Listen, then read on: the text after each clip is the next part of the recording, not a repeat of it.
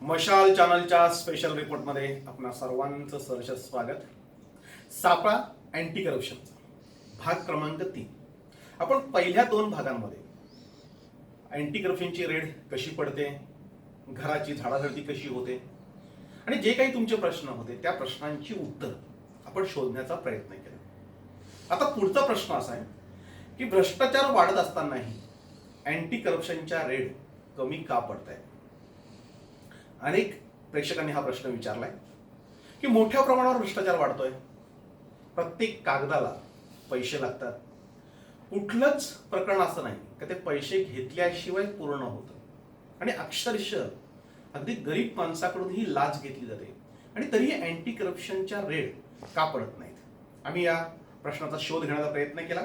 2020 पर्यंत म्हणजे जून महिन्यात चालू आहे, या जून पर्यंत पूर्ण महाराष्ट्रामध्ये ज्या रेड पडल्या त्या 280 ठिकाणी आणि 390 आरोपींना आतापर्यंत अटक झाली.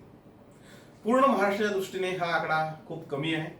गेल्या वर्षी याच महिन्यापर्यंत किती रेड पडल्या होत्या, म्हणजे जानेवारी ते जून पर्यंत किती रेड पडल्या होत्या याचा शोध घेण्याचा प्रयत्न केला तर माहिती मिळाली की 481 रेड पडल्या होत्या. म्हणजे यावर्षी जून पर्यंत 280 रेड पडल्या. त्याचं कारण कदाचित कोरोना असेल की हे 3-4 महिने कोरोनामध्ये गेलेले आहेत आणि त्यामुळे अँटी करप्शनला काम करायला मिळालेलं नाही. मात्र रेड 481 गेल्या वर्षी पडल्या होत्या, यावर्षी त्या 280 आहेत आणि 561 आरोपींना गेल्या वर्षी अटक झाली होती, यावर्षी 390 लोकांना अटक झाली आहे.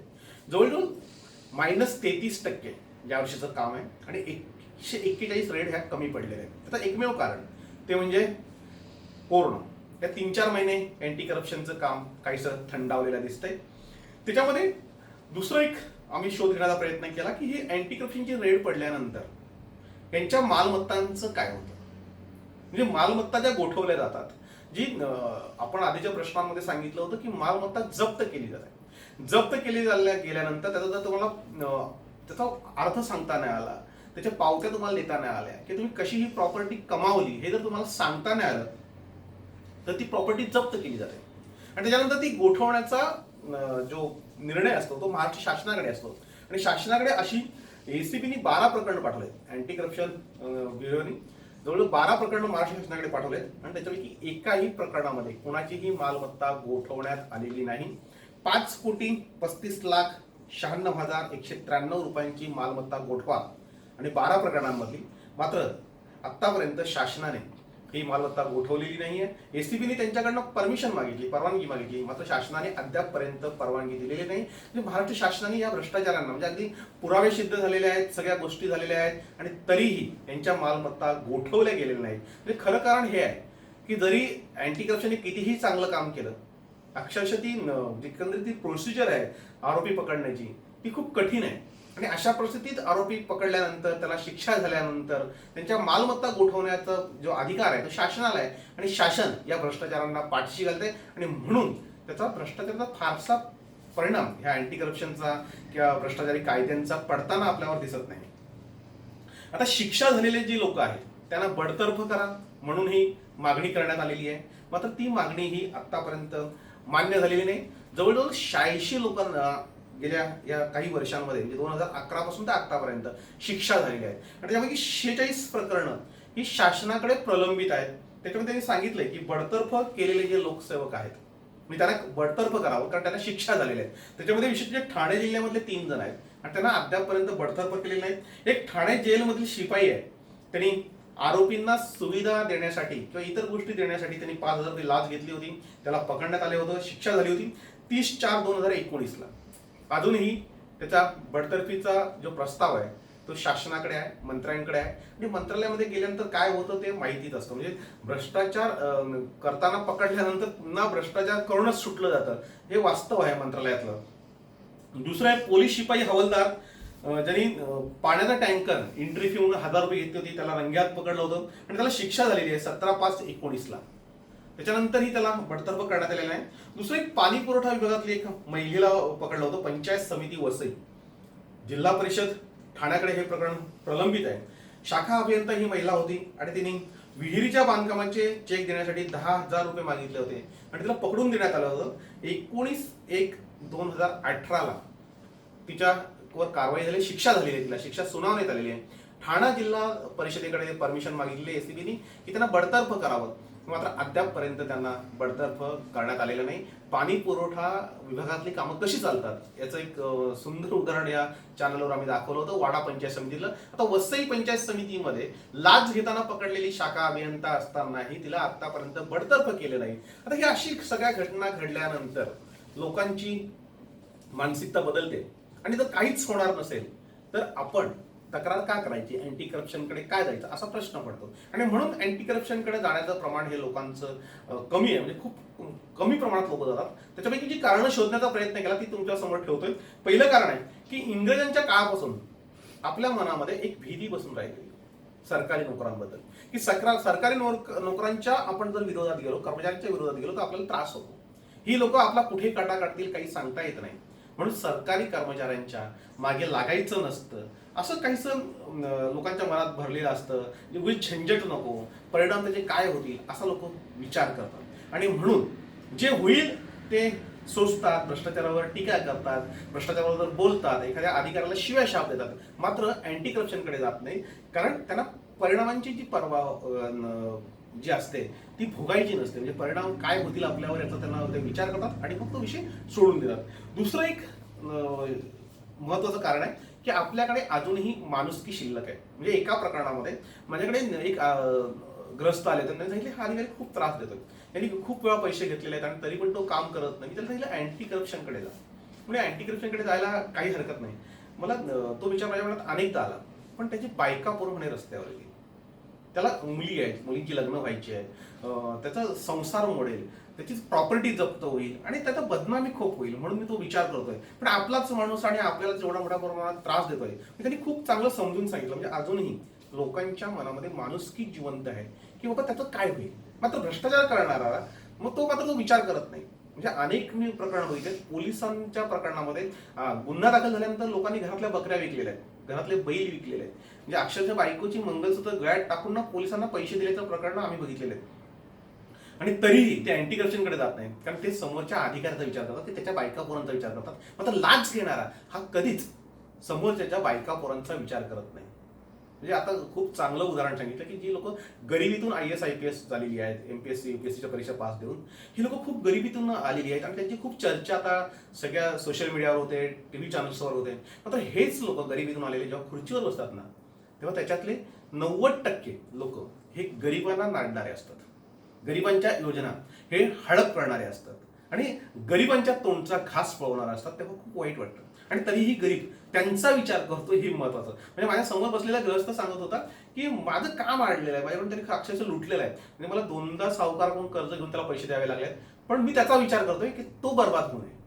कारण आम्ही प्रकरण बघितले की लोक अक्षरशः नावं ठेवतात, बदनाम होतात, त्याच्या मुलींची लग्न, म्हणजे ते खूप कारणं सांगितली. म्हणजे अजूनही माणुसकी शिल्लक आहे आणि म्हणून आतापर्यंत लोक अँटी करप्शनकडे जात नाही. काही लोकांच्या मनामध्ये असतं की पाप लागेल, उगीच एखाद्याला बर्बाद करणं, एखाद्याला उद्ध्वस्त करणं, त्याच्यापेक्षा आपलं काम न झालेलं बरं किंवा आपल्याकडून पैसे गेलेले बरे, आपल्याला पाप लागता कामा नये, असंही त्यांची काही धारणा असते. तिसरं जे कारण आहे ते आहे काम होण्याशी मतलब.